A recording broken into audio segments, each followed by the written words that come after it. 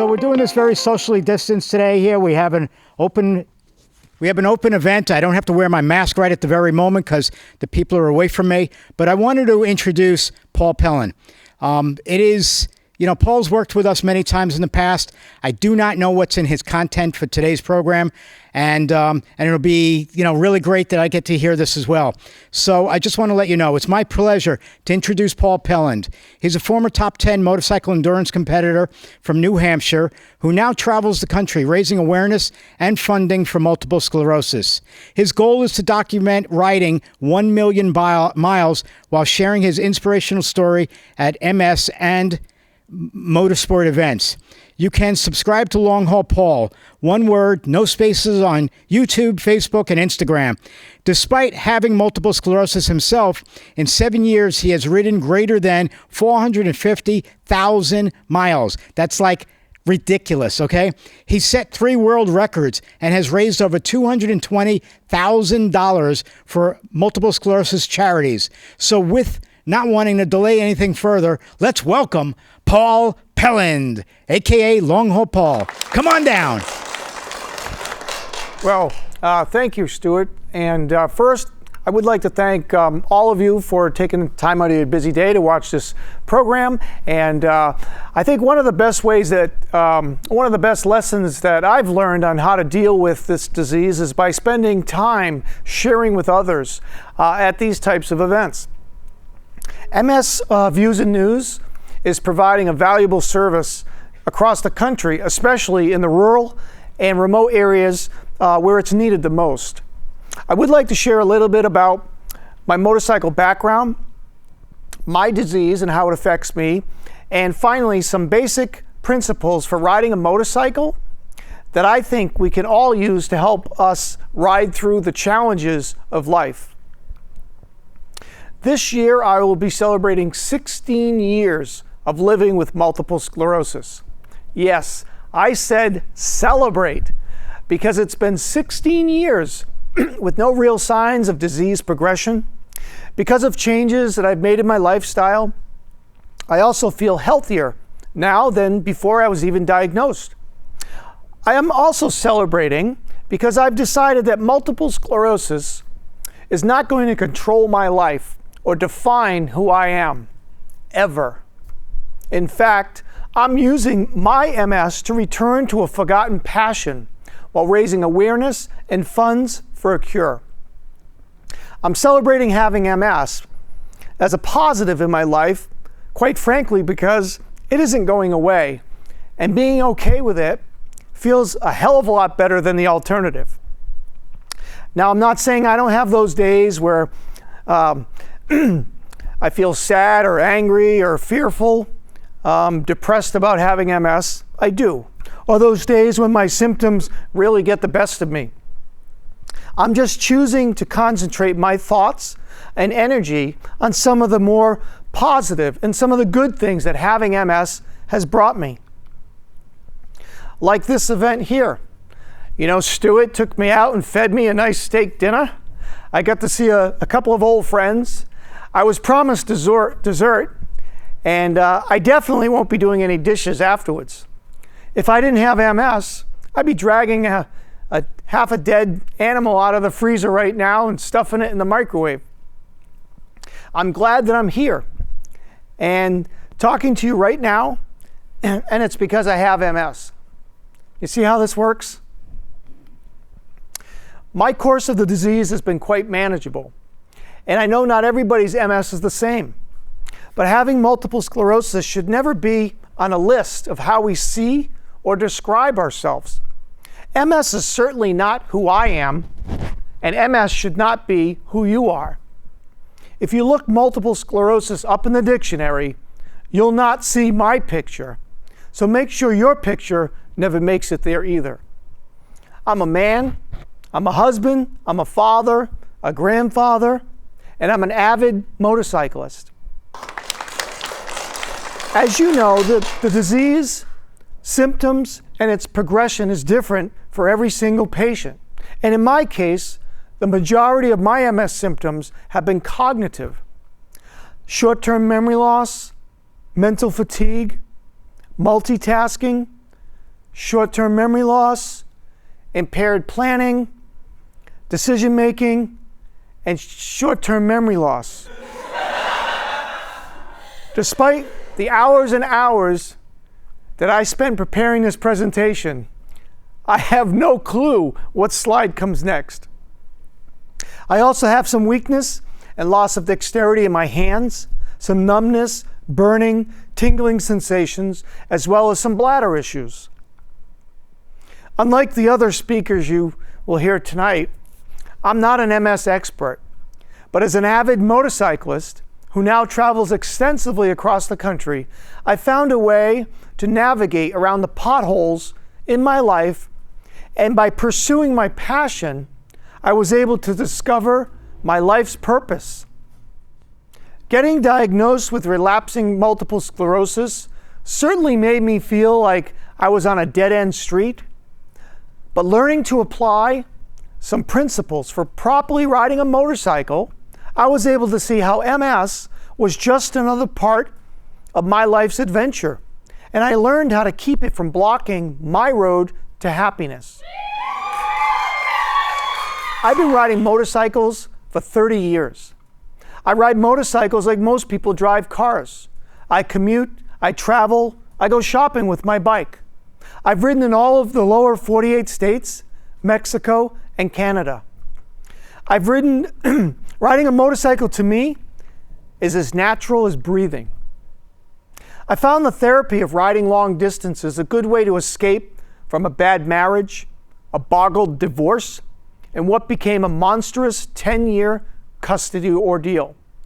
Pain, anger, and fear all went away the more hours and miles I rode. When I ride my motorcycle today, I don't have MS. By 2003, I had become one of the top long-distance motorcycle riders in the country, and I was at the pinnacle of my riding career. I was selected to ride in the world's toughest motorcycle competition called the Iron Butt Rally. And although I managed a top 10 finish in the 11-day, 11,000-mile event, something happened during that rally that would forever alter the course of my life.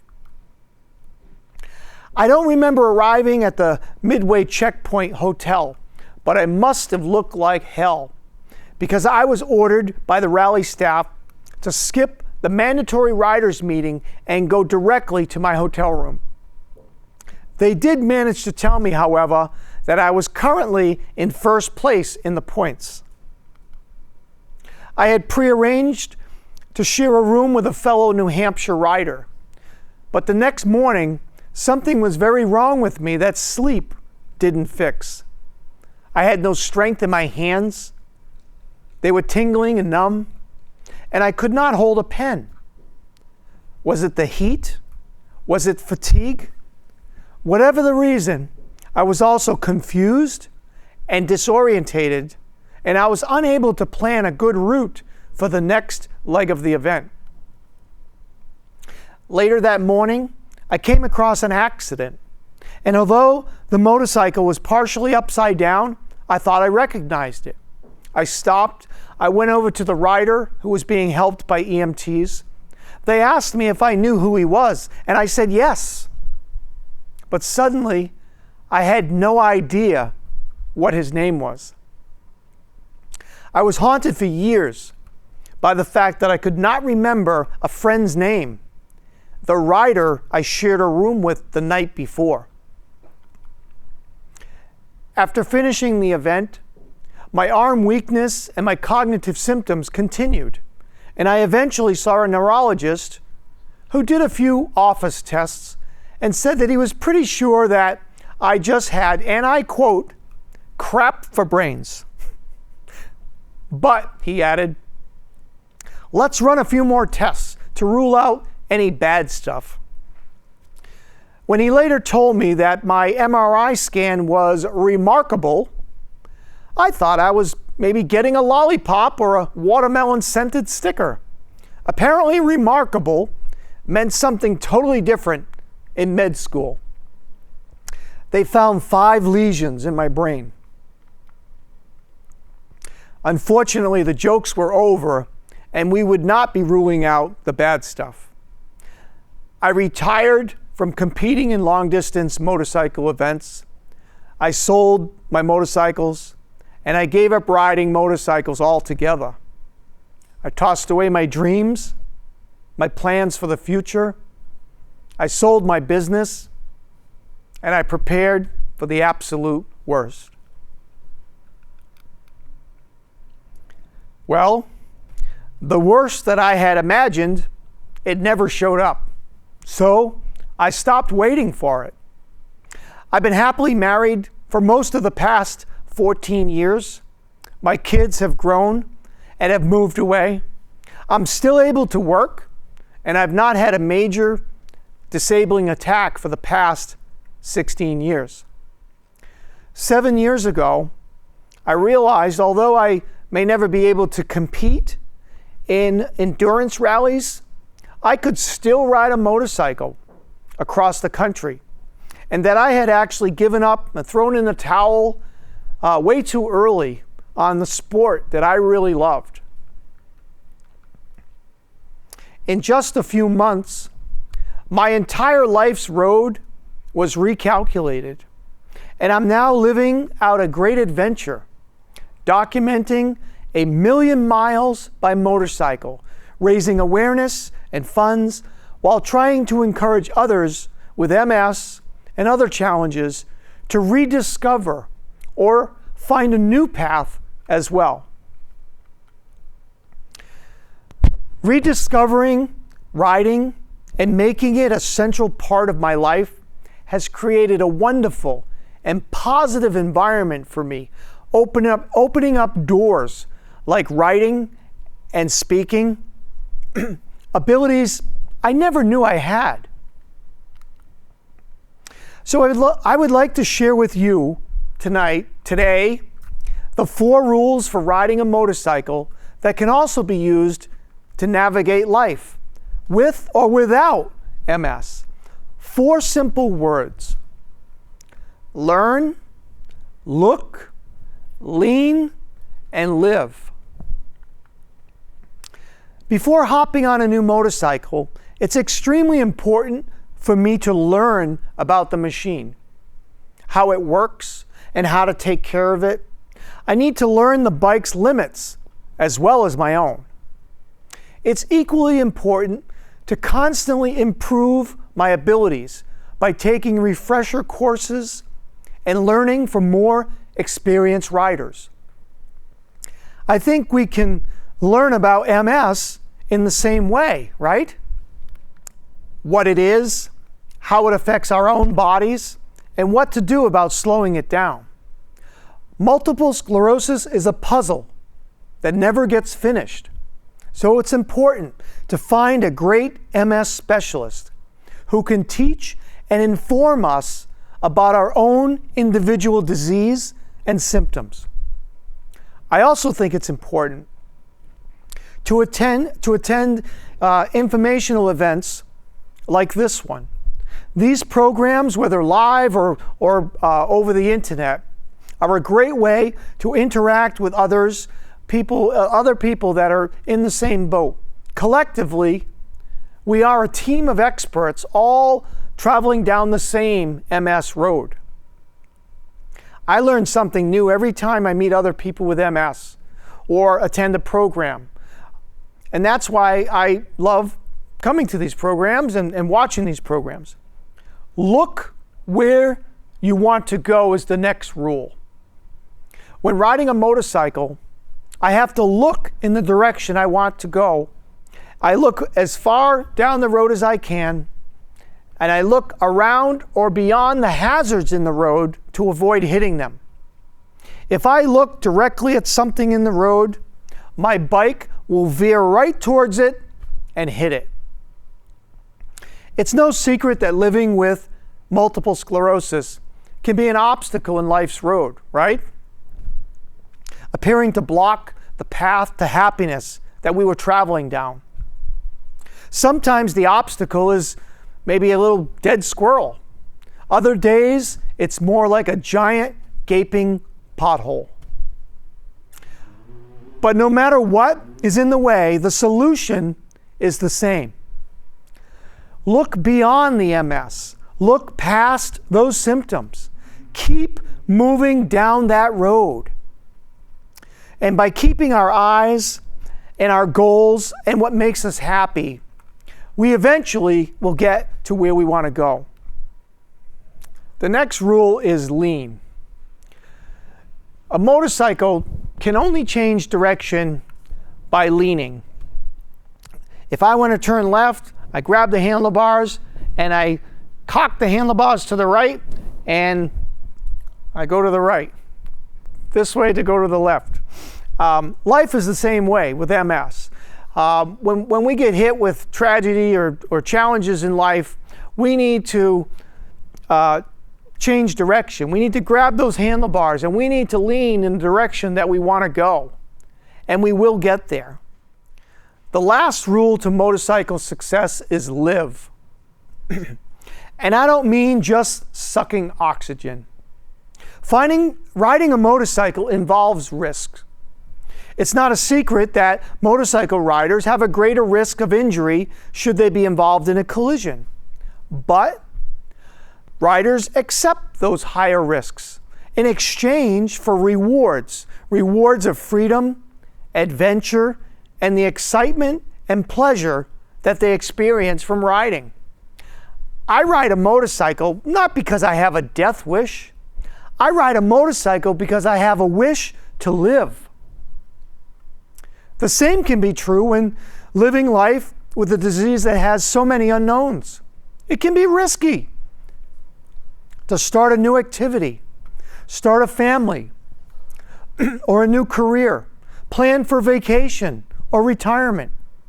But unless we take these risks, we may never achieve the rewards of happiness and success that every one of us deserves to experience. So maybe it's time to make that new recipe or wear those high heels, join that bowling league, buy that convertible, plan that fishing trip, jump out of that airplane, or run for president. I don't know. Because having an unpredictable disease shouldn't mean we have to play it safe or give up. Maybe it gives us special permission to learn, to look, to lean, and most of all, to live. In 2001, I didn't yet have any multiple sclerosis symptoms, but I rode a motorcycle that did. And it was while riding an 11-day endurance competition, thumping along a lonely Wyoming highway at a top speed of 25 miles an hour on a poor excuse for a motorcycle, that I almost gave up at one of the greatest crossroads of my life. Chugging along, limping to the next town, the drone of the one working cylinder took on a very curious verse. Go home, go home, go home, go home, go home. Not a soul on earth gave me a shot in hell of finishing that event, not even the bike's manufacturer. And after a week of breakdown after breakdown after breakdown, the engines taunting almost convinced me they were right. But from somewhere deep within, I was suddenly overcome with this surge of energy. I stood up on the foot pegs, I opened up my helmet visor, and I screamed at the top of my lungs, "I will not give up! I will not go home!" And I took out a grease pencil and I etched it across my windshield, "I will not go home." And I vowed, no matter what, I was going to finish this event. And without a second doubt, I knew where I needed to go. I looked beyond the problem. I leaned hard into the wind, and I eventually dragged myself across the finish line.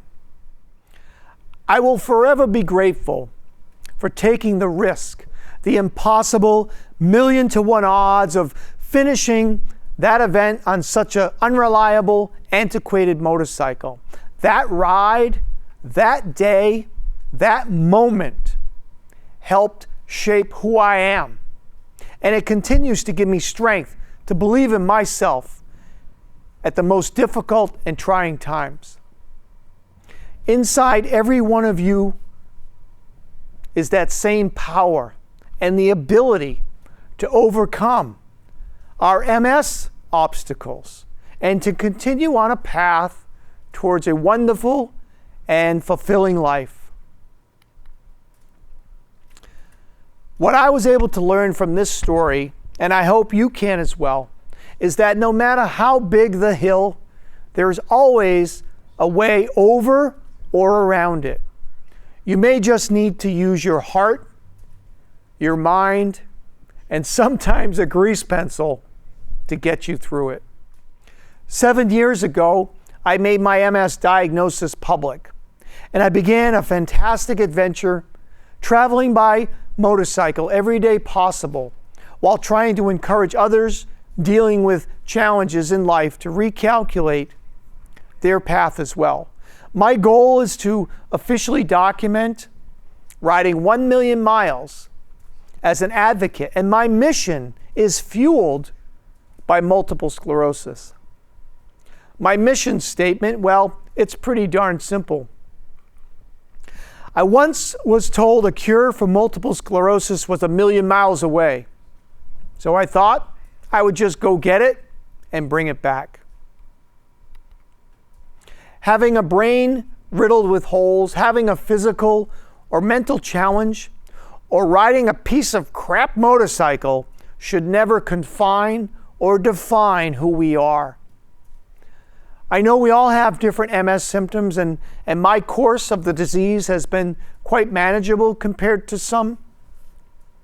I certainly don't expect anyone to run out and buy a motorcycle and ride it all over creation, but I do know some of you were passionate about something at some time, and maybe that passion was put aside after getting diagnosed with MS. So I challenge you to revisit that activity or find a related activity and look at it from a whole new angle. Get some help from assistive technology or just a different set of eyes. And maybe you might just see a brand new path to something that you can be excited about as well. There are millions of miles of roads on this earth, each and every one of them intersected with crossroads, representing different paths. And therefore, not all of us are supposed to take the fastest route. Slow down, recalculate, detour, wander, or shift, because a roundabout can still get you to your goal. And believe me, sometimes that ride, that journey, that side trip adventure will become much more important than your destination. Thank you all for tuning in. Well, thank you. That was great, Paul. That was great. I can't run, but that was great. I want to shake your hand, but I can't. So I'm just going to give you one of those, all right? And everybody needs to know that was an awesome, awesome talk. And everybody needs to remember those 4 L's that Paul spoke about. And if you can't remember it, rewind, okay? Go back to it, check it out. It's very, very important what he just spoke about. I can't wait to actually do one of those 4 L's, and that will be happening in a few weeks. And it's gonna happen only because of what Paul said, that we have to do things special for us. We have multiple sclerosis, and we need to do certain things that we need to do, all right? And so for that, I'm going to definitely do something that I've been wanting to do, and I'm going to make sure it happens now, all right? Most of you won't know, but Paul will know. Anyway, I wanted to thank you again. That was one of the best talks I've ever heard. I said that before, and I'll say it again. Let me mask up so I don't breathe in your face. And And I want to thank you for being here. Can't wait for you to be talking when we get back out on the road. Patience, but we'll be there. We'll be there We'll soon. get there. Thank Mask you, up. everybody.